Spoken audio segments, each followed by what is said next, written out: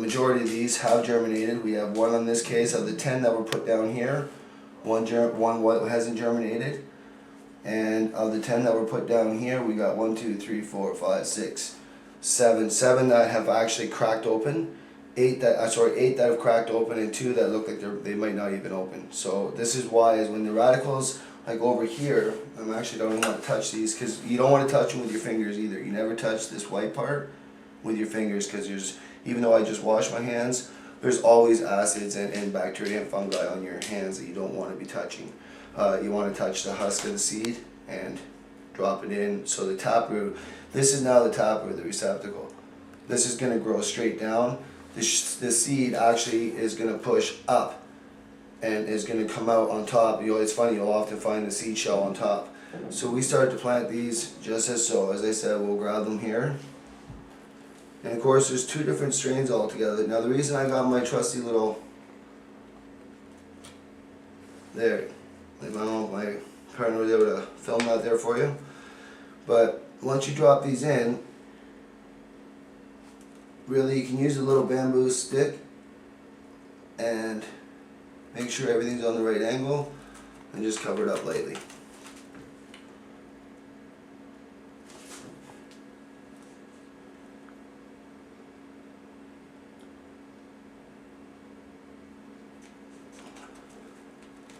So that's 4.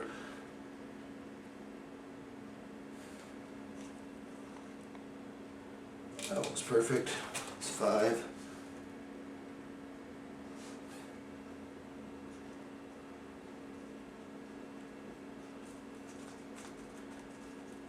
6.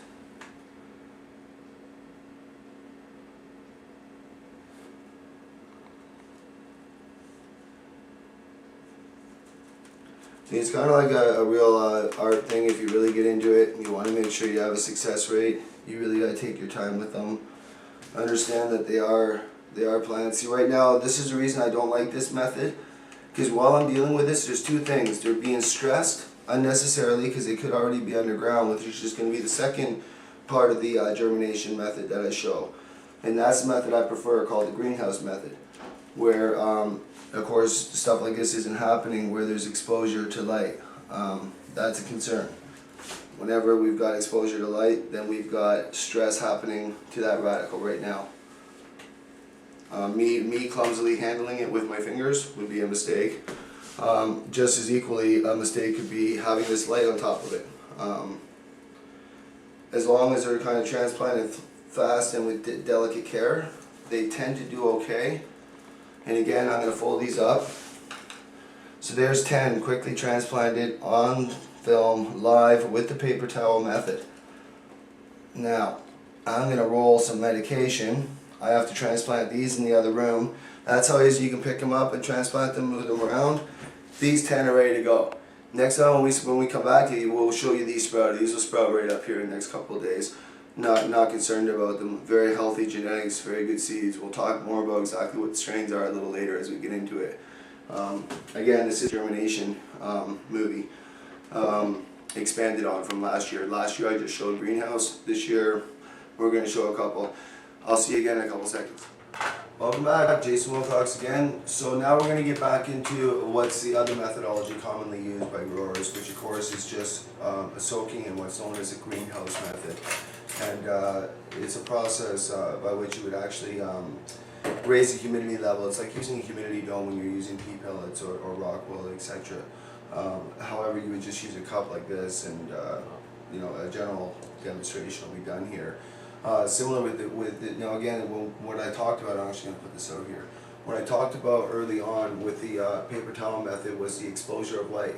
See, right above us we have that exposure of light, so the radical was exposed to light, stressing it, affecting the potential of the genetics, which is something that, again, if we want to get down to standardization and protection of the genetics, these are factors, environmental factors to look at, which is why this method, of course, what we do, and this is where we're going to start this method, and we're going to show each step of the way. You've seen the other ones germinate now, so with these ones, we've got 10 of this strain here, which is a Pakistani Kush. Sorry, no, this is a one called Hero that a friend kind of hooked me up with. And we also have some called Hindu Kush here. As you can see, I haven't wasted my time with any, Hawaiian Kush. My bad, Hawaiian Kush. As you can see, I'm putting down about 4 different sets of genetics, or 5. 5 different sets of genetics are going down, and we'll study their phenotypes during this movie, of course. And the last set of seeds, I don't know where they are right now. Alright, so is the fact that, one, we can edit it, and 2, we understand the fact that you're bound to have bloopers when it happens in filming. However, I've managed to find the other 10 seeds, which is a strain called Lucky Star, which I farmed a couple years ago and haven't actually raised the seeds again. So again, the same concept is that they will soak in the water. What happens here is that all three, all 3 of these actually will germinate in the water, soak in the water for 24 hours, 12 to 24 hours. And what we're going to show you, and this is the important part, one of the most important things in this, people have asked me, is it 12 hours, is it 8 hours? I've been told it's 24 hours. Well, all I can say is it's a seed.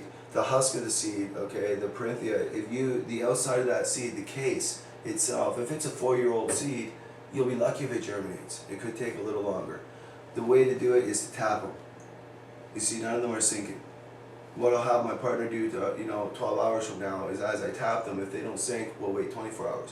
When we tap them and they sink to the bottom, that's when it's time to done. You strain them, plant them, then we move to the next part.